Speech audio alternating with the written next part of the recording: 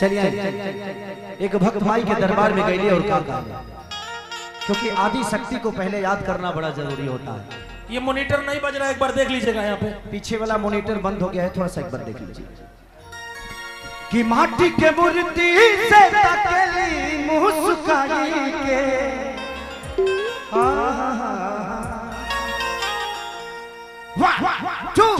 One two three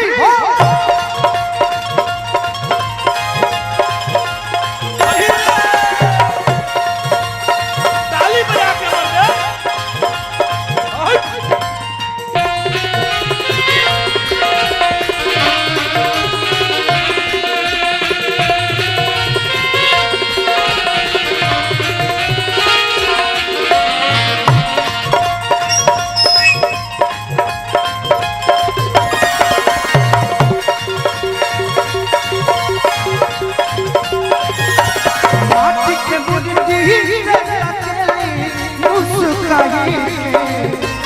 माटी के मुर्गी मुस्काई कि अच्छा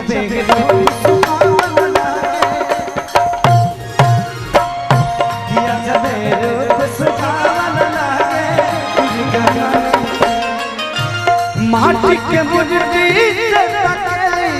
मुस्काई के माटी के मुर्गी मुस्काई कि जब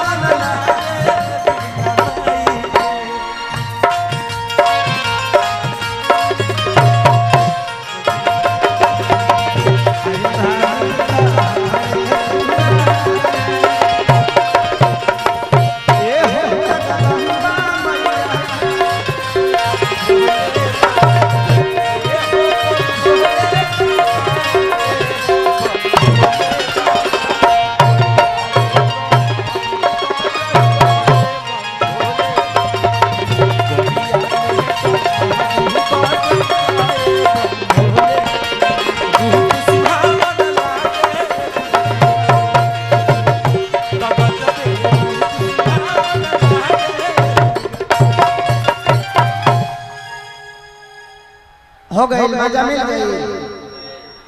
और ऊपर चढ़ जा, और ऊपर सफा मिस्त्री बड़ा लो तू लो जगदब उतर सारा पता ही झाड़ ले लस लो। ये लोग के बुझा लगी छत पर चढ़ल बन छत भाई बड़ा लो मिस्त्री।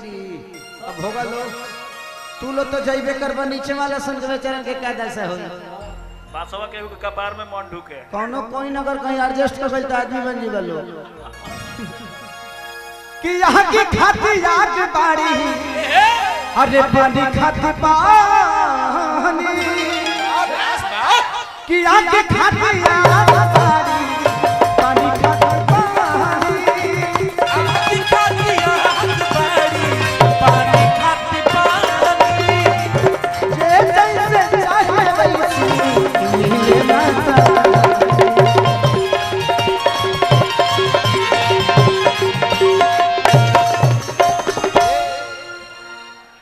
दोगो लइका भुलाए हैं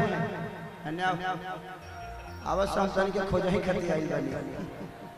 देखिए भाई, ये जिसके पोस्टर है कौन रिलीज करके छोड़ दिया है, ये किसी जिसका भी फिल्म है, प्लीज अपना फिल्म ले जाइए। दोनों भाई बहन हो, अलग अलग हो सब। बाबूजी का नाम का हो? शेर सिद्धू।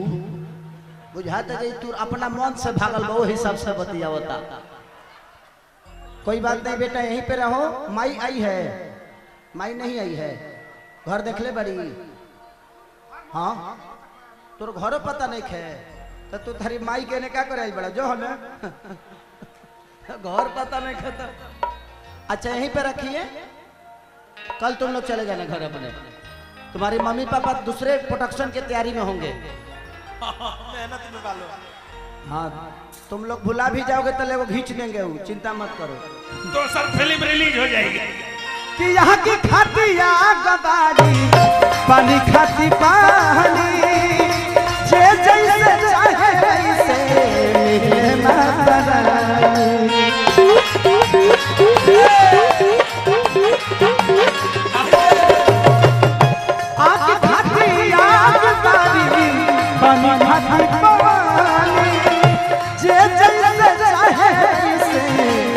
ले कि मैया सबके दर्शन तेरे मन हरसाई के कि मैया सबके दर्शन तेरे मन हरसाई के कि ये जबे रूप सुहावन लागे कि ये जबे रूप सुहावन लागे हमरा के तड़पा के तू बोला ना हमरा के तड़पा के तू बोला ना ए रजऊ बोला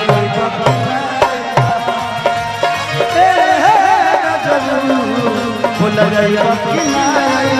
कि जब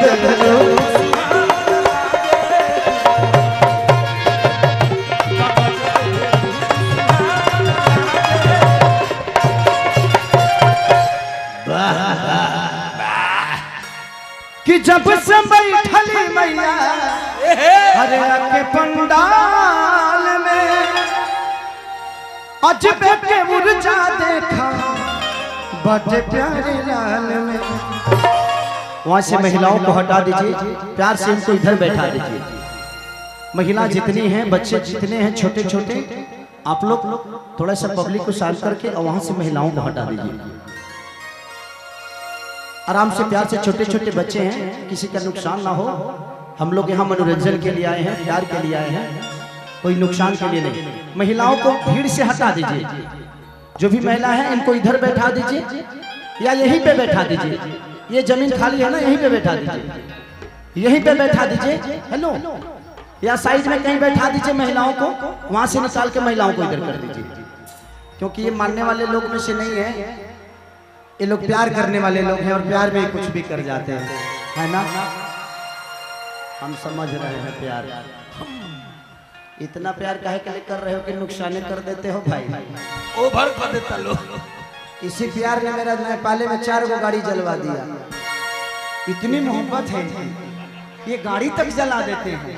क्या प्यार है कि जब से बैठली मैया हरे के पंडाल में अजबे के मुरझा देखा अरे बड़े प्यारे लाल में कि जब से बैठली आके पंडाल में अजबे के मुरझा देखा बड़े प्यारे लाल में।